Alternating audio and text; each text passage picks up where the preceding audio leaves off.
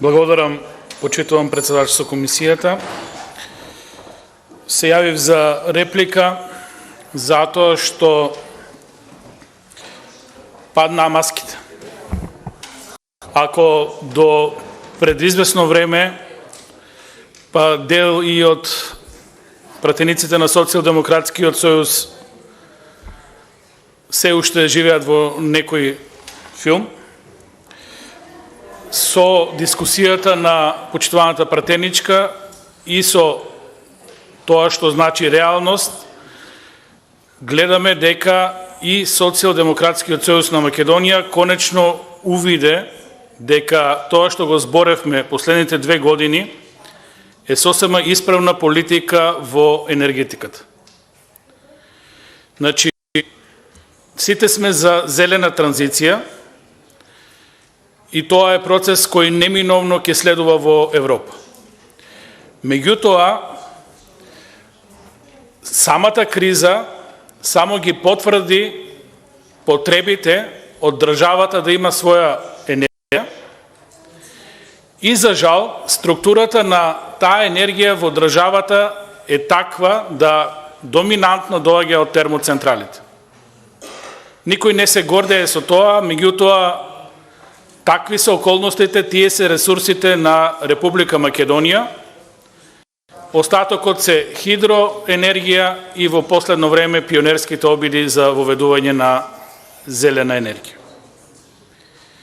Доказ за оваа моја теза е тоа што конечно и владата преку ЕСМ инвестира во овој рудник.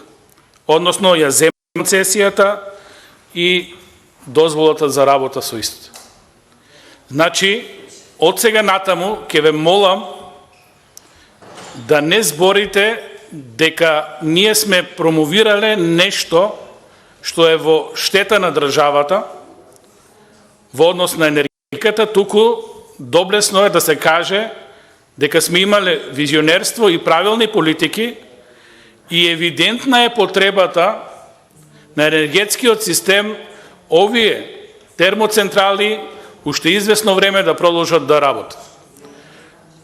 Сите сме постојано истите да се заменат со поеколошки извори на енергија, дали тоа ќе бидат блокови кои ќе работат на газ или комплетно ќе се исклучат истите. Меѓутоа, таа транзиција мора да биде постепена, затоа што и оваа криза не научи дека ако имате собствено производство, било какво да е тоа производство, тоа значи дека можете да се носите со криза, воспротивно значи дека едноставно, колку и да е светот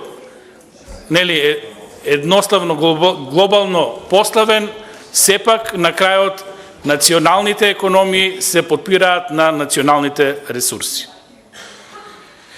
Кога тоа го веќе заклучуваме и кога тука нема веќе дилема дали нешто треба или не треба, околу потребата за инвестиции во конкретниот рудник Живоњу. Хитно се потребни многу поголеми пари за да се отвори рудникот и истиот да се стави во функција. Динамиката со кој се отвара овој рудник е многу мал. На терен готово да нема никакви работи и тоа загрижува. Во тој контекст е сосема оправдано потребата да се издвојат дополнителни средства од буџетот за оваа работа околу отварањето на рудникот и ставање на функција на рудникот е хитно. Се јавив за реплика затоа што рековте дека според стручњаците за отварање на рудник во просек треба 6 до 8 години. Одговорно тврдам дека рудникот Живоњо може да се пушти во употреба за 1,5 до 2 години. За тоа да се направи, потребни се средства. Значи, рудникот Живоњо ќе се пушти во употреба само и само ако вложиме во него. Тоа вложување треба да биде сериозно и тоа треба да биде синхронизирано и управувано од врвни менаџери и рудари кои познаваат таа работа. Воспротивно, доаѓаме до моменталната состојба која таман работа ако треба да потрае 6 до 8 години. Немаме никакви индиции дека берзата во однос и на јаглен и на струја ќе се нормализира во некој догледен период. За ваша информација, јагленот се продаваше на берзите по 30 до 40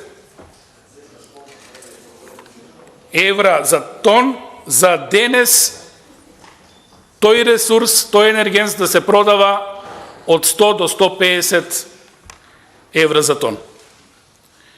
И во такви околности, кога можете да произведете домашен јаглен, кои цени повторно ќе се движат на тоа што беа цени пред кризата, затоа што, за жал, кај нас платите се ниски, за жал,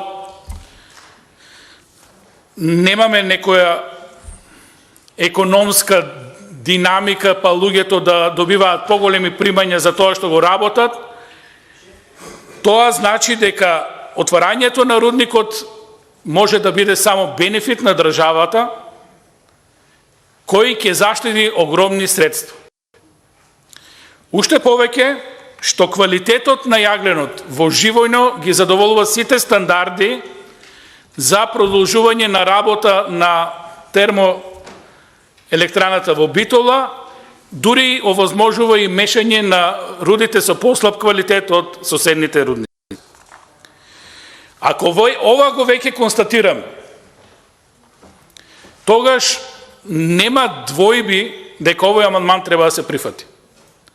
Затоа што тоа ќе значи импулс, средства во насока на отварање на рудникот и подобрување на состојбата со снабдување на домашна енергија, која упорно го збориме веќе 2 години и гледаме веќе дека на сите ни стане јасно што значи домашната енергија.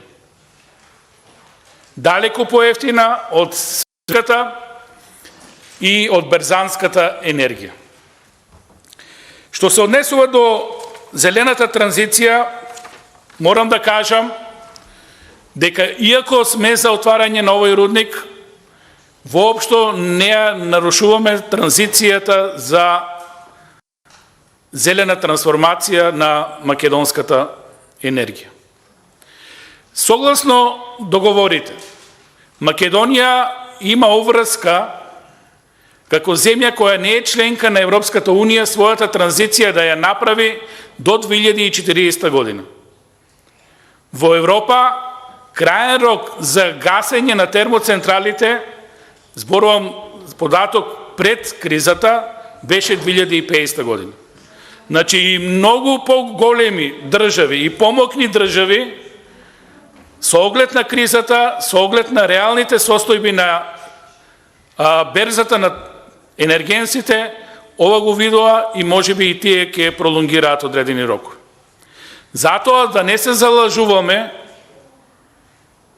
на нас ни треба базна енергија, уште повеќе затоа што таа базна енергија на некој начин мора да биде основа за да можете да градите во својот енергетски систем извори од обновливи енергии, зборам пред се за соларната енергија, меѓутоа енергија која не може да надмине одреден процент од базната, тоа е некаде 10 до 50, максимум 20%, ако добро го работите системот.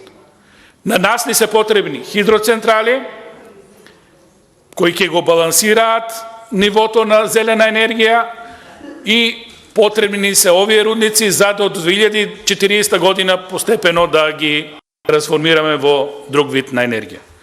Иначе тоа што е стратегија за развој на енергетиката во Република Македонија, тоа беше еден убав документ кој нема никаква употреблива вредност, имам информација дека се преработува, затоа што тој се базираше на ефтината енергија која беше слободна и достапна на европскиот пазар. Таа приказна е завршена и мораме како држава да се трансформираме, да ги согледаме околностите и правилно да реагираме. Благодарам.